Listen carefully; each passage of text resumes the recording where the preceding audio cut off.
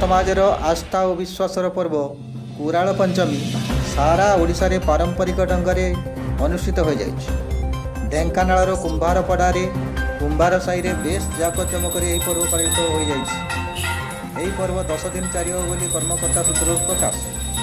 कुंभार समाजर इष्टदेव रुद्रेश्वर और इष्टदेवी रत्नेश्वरी उद्देश्य यह पर्व पालन हो आसुची।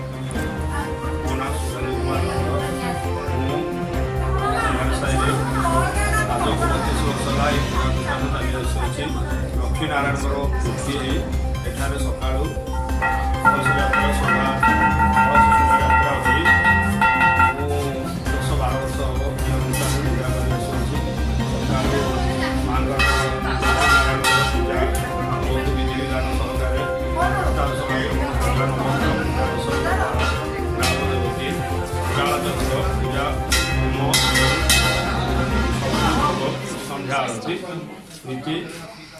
Odisha 5 TV news board.